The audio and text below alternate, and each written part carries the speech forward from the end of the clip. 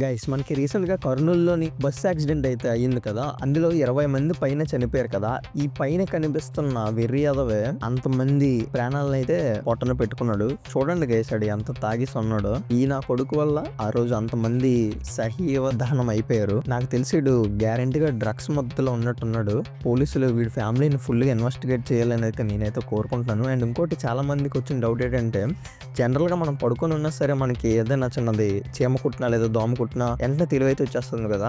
So bus అంతలా తగలబడిపోతున్నా చాలా మంది ఎలా చనిపోయారు అంటే మంట అయితే తగులుతుంది కదా మనకి. వెంటనే తెలివొచ్చి అందరూ పారిపోవాలి కదా అని అంటున్నారు. యాక్చువల్లీ దీని వెనక ఉన్న సైన్స్ ఏంటంటే మనకి ఎప్పుడైతే ఇలాంటి ఫైర్ యాక్సిడెంట్ అవుతాయో అప్పుడు కొన్ని మెటీరియల్స్ కాలిపోవడం వల్ల మనకి అక్కడ కార్బన్ మోనాక్సైడ్ అయితే రిలీజ్ అవుతుంది గైస్. సో ప్యాసింజర్స్ పడుకొని ఉంటారు కదా, ఈ కార్బన్ మోనాక్సైడ్ అనేది ఎయిర్ లో ఫుల్ గా ఫిల్ అయిపోతుంది. ఆక్సిజన్ లెవెల్స్ అన్ని కంప్లీట్ గా పడిపోతాయి. ఈ కార్బన్ మోనాక్సైడ్ అనేది ఎంత పవర్ఫుల్ అంటే విత్ ఇన్ సెకండ్స్ లో మనల్ని ఫుల్ గా అన్కాన్షియస్ అయితే చేసేస్తుంది. సో మనకి తెలియని కూడా తెలియదు మన బాడీ కాలిపోతుంది లేదా మనం చచ్చిపోబోతున్నామని. మోస్ట్ ఆఫ్ ది ఛాన్స్ ఏంటంటే అంత థిక్ గ్యాస్, అంత టాక్సిక్ గ్యాస్ పీల్చడం వల్ల చాలా మంది అయితే అక్కడ చనిపోతారు లేదా ఆల్మోస్ట్ అన్కాన్షియస్ అయితే అయిపోతారు. సో దాని వల్ల వాళ్ళు యాక్టివ్ గా ఉండకపోవడం వల్ల ఆ మంటల్లో అయితే వాళ్ళు అలా చనిపోయారు. సో జనరల్ గా ఫైర్ యాక్సిడెంట్స్ అయితే ఇలాగే అవుతాయి. సో ఎప్పుడైనా ఫైర్ యాక్సిడెంట్ అయినప్పుడు మీరు చేయాల్సిన ఫస్ట్ థింగ్ ఏదైనా ఉందంటే అది మీరు వీలైనంత వరకు అక్కడ ఉన్న స్మోక్ ని పీల్చకుండా ఉండడం.